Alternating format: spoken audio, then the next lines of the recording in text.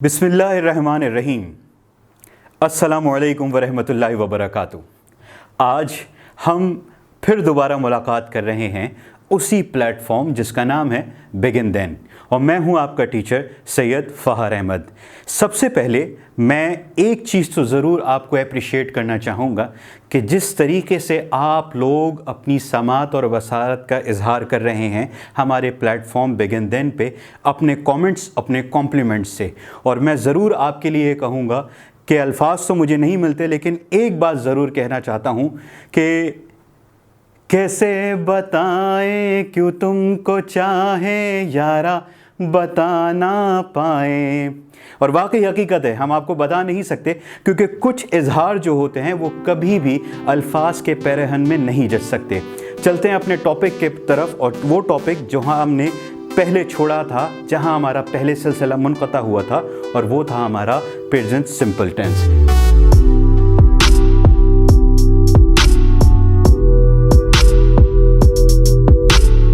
जैसा कि आपके सामने है, और आज मैं आपको वहीं से कंटिन्यू करूंगा जहां से हमारा सिलसिला टूटा था।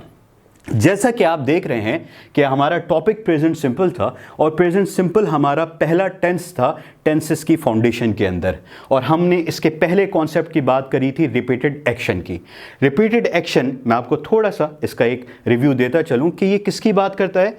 Present simple talks about an action which happens again and again, means repeated action.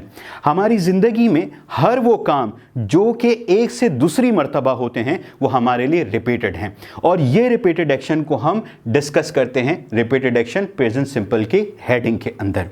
हम इसके बारे में पहले काफ़ी बात कर चुके हैं, और मैं समझता हूं कि हमें सिलसिला आगे बढ़ाना चाहिए, और सिलसिला हम ऐसे बढ़ाते हैं कि यहाँ तक तो हमारी डिस्कशन थी। अब बात करते हैं कि इसकी कंस्ट्रक्शन कैसे होती है, हम इनके ऊपर अपने सेंटेंस को, अपने जुमलों को कंस्ट्रक्ट कैसे कर सकते हैं, और इस पर रह के अपनी बातों को कैसे कह सकते हैं, अपनी फीलिंग्स को कैसे एक्सप्रेस कर सकते हैं।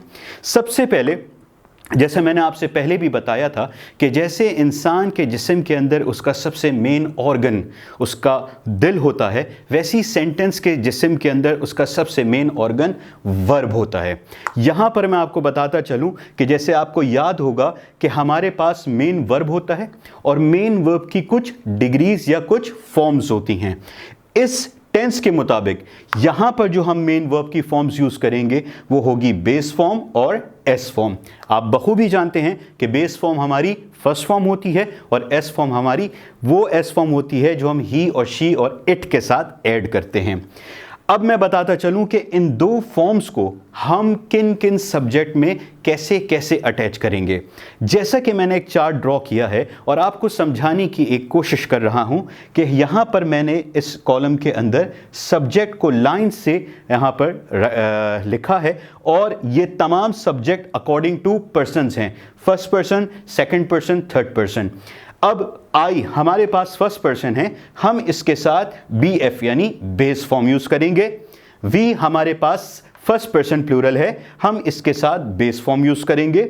यू हमारे पास सेकंड पर्सन ईदर सिंगुलर और प्लूरल, हम उसके साथ बेस फॉर्म यूज करेंगे।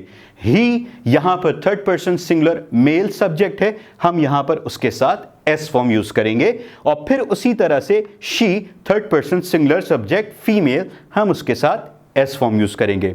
आगे बढ़ते हैं, यहां पर इट, इसके साथ भी हम थर्ड पर्सन सिंगुलर सब्जेक्ट है, ये फॉर थिंग्स हम यूज करते हैं, इसके साथ भी हम एस फॉर्म यूज करेंगे। और आखिर में हमारे पास बच जाता है third person plural subject they, जिसके साथ हम बेस फॉर्म यूज करेंगे। तो मेरा कहने का मतलब कि जब हम इस सेंटेंस की कंस्ट्रक्शन को ड्रॉ करेंगे तो हम I base form, we base form, you base form, he S form, she S form, it S form, and then they base form. यहां तक बात थी हमारे मेन वर्ब की। अब सिलसिले को थोड़ा सा और आगे बढ़ाते हैं। आई होप कि आप हमारे साथ समाज से भी जुड़े हुए हैं, और आपकी बसारत तो हमारे लिए बेहतरीन ही हमेशा से रही है। अब बात करते हैं हेल्पिंग वर्ब। हेल्पिंग वर्ब क्या था कि वो वर्ब्स जो कि मेन वर्ब को हेल्प आउट करते हैं किसी भी सेंटेंस को बनाने के लिए। जैसा कि यहां पर हेल्पिंग वर्ब है डू एंड डज। ये डू और डज इस रिपीटेड एक्शन का हेल्पिंग वर्ब है। अब यहां पर फिर मैं बताता चलूं कि ये सब्जेक्ट उसी तरह से जैसे हमने मेन वर्ब में यहां लिखा था, और फिर कहां पर डू ऐड होगा और कहां पर डज ऐड होगा। Make sure I do, we do, you do, he does, she does, it does, and then last they do. Make sure ये तमाम फैक्टर्स हैं, ये एक एक बात मैं आपको बहुत ही आसान और सहल तरीके से बताने की कोशिश कर रहा हूँ, ताकि मेरी बात, मेरी आवाज़ आपकी समातों पे इस आसान तरीके से पहुँच सके कि आपको समझने के लिए कोई दिक्कत का सामना ना करना पड़े। मज़ीद बढ़ते हैं। आपने मैथमेटिक्स ज़रूर पढ़ी होगी और हम पढ़ते भी हैं। मैथमेटिक्स के अंदर एक टर्म यूज़ होती है फॉर्मूला। फॉर्मूला क्या होता है? मैं बहैसियत इंसान अगर फॉर्मूले को कहूँ तो वो कुछ डिज़ाइंड ऑपरेशंस होते हैं। वो डिज़ाइन ऑपरेशन से रिलेटेड अगर हम कोई क्वेश्चंस को सॉल्व करते हैं तो हम उस डिज़ाइन ऑपरेशन, उस फॉर्मूले में उसकी एवरी सिंगल टर्म की एक्चुअल वैल्यू पुट करते हैं और नेक्स्ट स्टेप में हमारा रिजल्ट आ जाता है, जो मैं समझता हूं। और यहां पर भी इंग्लिश के अंदर भी हम उसी तरह से फॉर्मूलाज की मदद लेंगे ताकि हम इस चीज़ को बआसानी समझ सकें और आपको समझा सकें। इस फॉर्मूलाज के अंदर अगर मैं बात करूं तो यहां पर 4 फॉर्मूलाज हम हमेशा अपनी इंग्लिश के बिल्डिंग को फाउंड करने में मद्देनज़र रखेंगे। पहला फॉर्मूला अफर्मेटिव, दूसरा फॉर्मूला नेगेटिव, तीसरा फॉर्मूला इंट्रोगेटिव एंड चौथा फॉर्मूला इंट्रो नेगेटिव है। मैं समझता हूं कि अपनी बात के साथ साथ मैं यहां पर बोर्ड को भी अपने हाथ से मुनव्वर करता रहूं ताकि हमारी बात और आसानी से आप तक पहुंच सके। और इस चीज़ को मद्देनज़र रखते रहिएगा कि हम आपके साथ बिल्कुल हम कदम हैं, हम वतन गोश हैं। आपको जब कभी भी हमारी जैसे भी ज़रूरत पड़ती रहे, आप अपने कमेंट और अपनी क्वेरीज से अपने सवालात को हमारे सामने ला सकते हैं और हम उसका बखूबी और जल्द से जल्द जवाब देने की भरपूर कोशिश करेंगे। अब तक आपके कई सवाल आए और उसका जवाब हम देते रहते हैं और साथ देते भी रहेंगे। अब यहाँ पर हम बात करते हैं फॉर्मूलाज की। फॉर्मूलाज किस तरह से हम, जैसे मैंने अभी आपको बताया कि हम यहाँ पर फॉर्मूलाज यूज़ करते हैं FORMULA।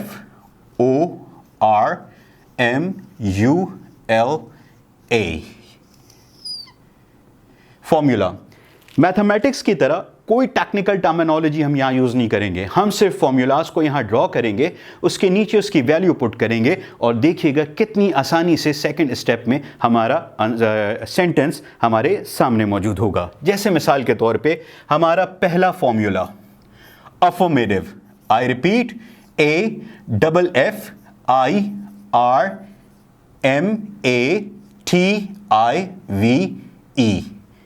अफर्मेटिव। व्हाट आई से? अफर्मेटिव। इस सेंटेंस में, इस फॉर्मूले में हम किसी भी बात का इजहार करते हैं यस की सूरत के अंदर कि हम कोई काम करते हैं। मिसाल के तौर पे फॉर्मूला क्या है? Subject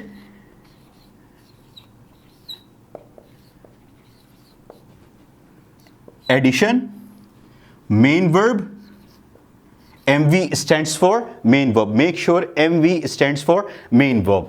And then in bracket, base form, / S form and plus object. एक बात मैं आपको यहां पर बताता चलूं कि इस / का इंग्लिश लैंग्वेज के अंदर जो मीनिंग निकलता है वो होता है और के मुताबिक, या तो ये या तो ये। अब मैंने आपके सामने रिपीटेड एक्शन का अफर्मेटिव फॉर्मूला ड्रॉ किया है। अब हम क्या करने जा रहे हैं? हम सिर्फ इसकी वैल्यू पुट करेंगे और देखिएगा नेक्स्ट स्टेप में हमारा रिजल्ट कैसे आ जाता है। सबसे पहले वैल्यू हम उठाते हैं सब्जेक्ट की। आई से लेके दे तक हमारे पास सब्जेक्ट हैं। हमने सब्जेक्ट उठाया आई प्लस, अब आई क्या करता है? अगर मैं अपनी बात करूं, मैं फर्स्ट पर्सन, तो मेरा अल्लाह ताला ने एक फ़र्ज़ समझा हुआ है कि मैं पढ़ाता हूं। अल्लाह का बेइंतहा शुक्र है। पढ़ाना, पढ़ाने की इंग्लिश होती है टीच। अब यहां पर इस सब्जेक्ट के हवाले से अकॉर्डिंग टू दिस सब्जेक्ट मैं यहां पर पढ़ाने यानी टीच की बेस फॉर्म यूज़ करूंगा और टीच की बेस फॉर्म टीच ही होती है, राइट? उसके बाद प्लस मैं क्या पढ़ाता हूं या मैं किसको पढ़ाता हूं? तो जनाब मैं पढ़ाता हूं English. What I have done here, you can see on the screen, subject, main verb and the object. Simply मैंने क्या किया कि मैंने हर एक्चुअल टर्म के नीचे उसकी एक्चुअल वैल्यू पुट करी और फिर उसके बाद ये मेरा सेंटेंस बन जाता है. I teach English. मैं कल भी इंग्लिश पढ़ाता था और मैं अभी भी इंग्लिश पढ़ाता हूं और अगर अल्लाह ने कल जिंदगी रखी तो मैं कल भी इंग्लिश पढ़ाऊंगा, because English is my first love. अब बात करते हैं अपने सेकंड फॉर्मूला की, और वो सेकंड फॉर्मूला हमारा क्या है? इन नेगेटिव. इस नेगेटिव फॉर्मूले के अंदर हम किसी बात को ना करते हैं, नफी करते हैं, यानी हम किसी स्टेटमेंट को नो करते हैं. कैसे आप देख सकते हैं? NEGATIVE, negative. इसके अंदर हम क्या करेंगे? Subject plus do slash does plus not plus main verb bracket open only base form plus object.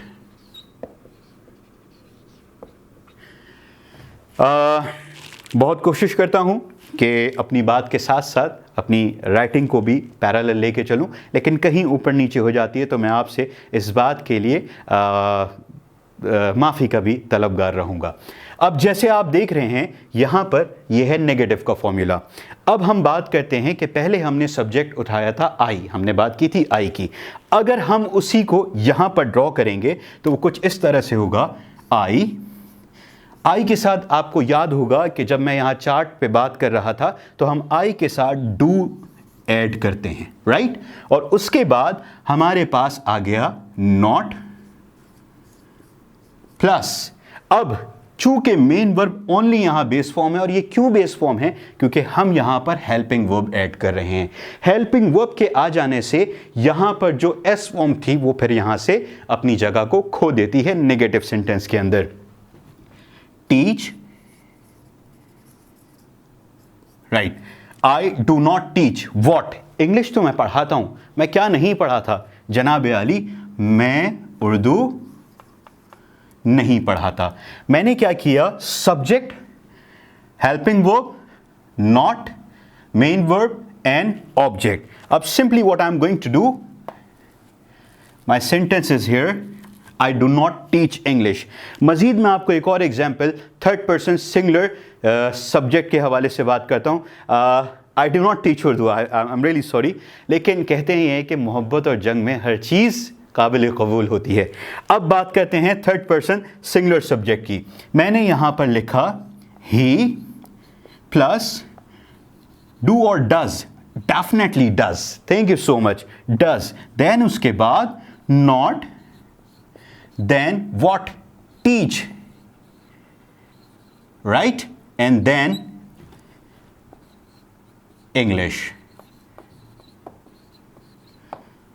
अब चूंकि इंग्लिश मैं पढ़ाता हूं तो वो इंग्लिश नहीं पढ़ाता. And simply what I am going to do here, you can see the sentence is on the screen. He does not teach English. वो इंग्लिश नहीं पढ़ाता है. ये मेरा सेकंड फॉर्मूला था negative according to this concept repeated action. बढ़ते हैं third फॉर्मूले इंट्रोगेटिव की तरफ.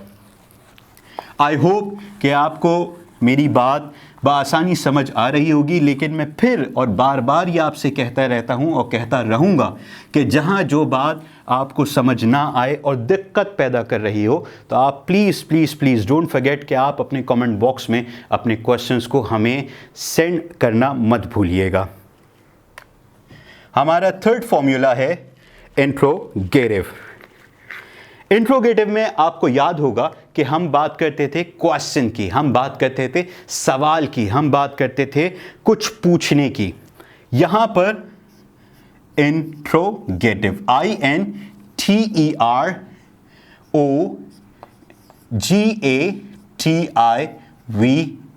इंट्रोगेटिव।